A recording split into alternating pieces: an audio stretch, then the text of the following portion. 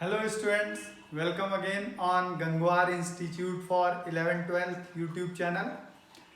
बेटा फिर उसी सीरीज में हम आपसे मिलने आए हैं जो छोटे छोटे वीडियोस की हम सीरीज कह रहे थे। उसमें आपका एल्डोल कंडेंसेशन तक की हम लोगों ने बात की थी। आज हम बात करने वाले हैं कैनिजारो रिएक्शन, उसी एल्डोल कंडेंसेशन जैसा ही रिएक्शन है। तो चलिए हम लोग बात करते हैं आज कैनिजारो रिएक्शन की। तो कैनिजारो रिएक्शन होता क्या है? कैनिजारो रिएक्शन में सबसे पहले तो ये आपको देखना है कि क्या क्या कंडीशंस हैं। तो कैनिजारो रिएक्शन की कंडीशन बेटा ये है, कंडीशंस।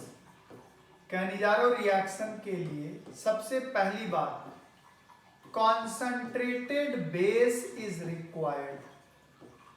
वहां पे अगर आप याद रखो एल्डोल में, तो हम लोग वहां पे कैसा बेस यूज किए थे? Dilute.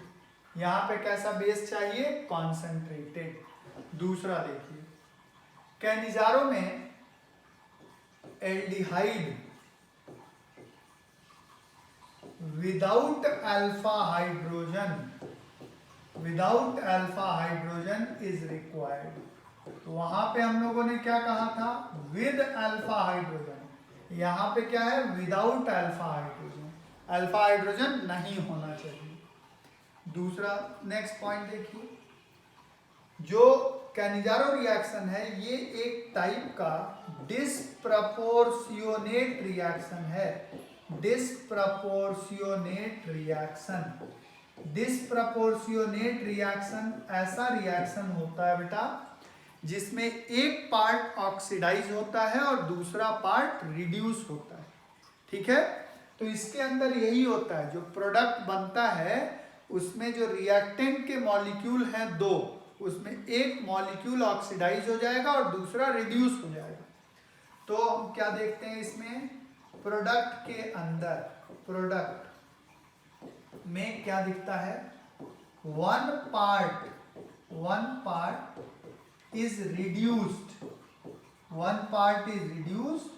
And one part is oxidised.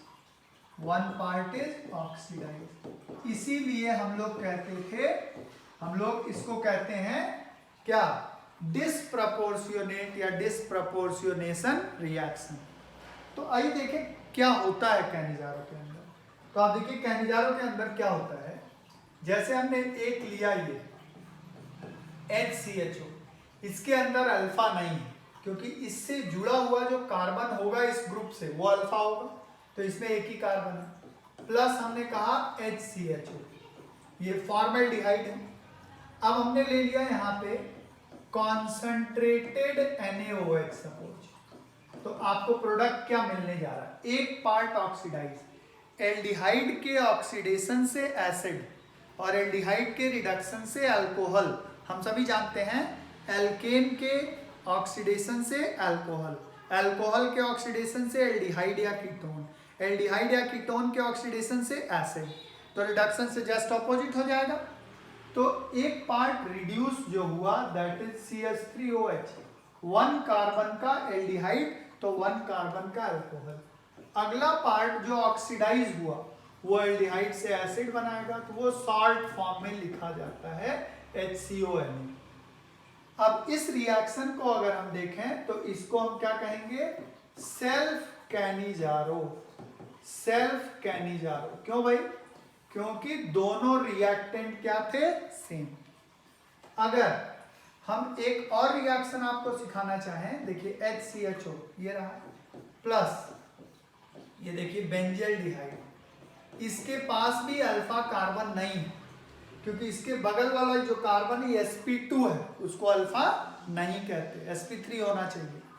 अब इस केस में आप देखिए कॉन्सेंट्रेटेड NaOH, तो अब यहां पे ये समझना है, यहां तो कोई दिक्कत नहीं थी, इसमें कौन ऑक्सीडाइज और कौन रिड्यूस, यही हम लोग मैकेनिज्म में समझेंगे।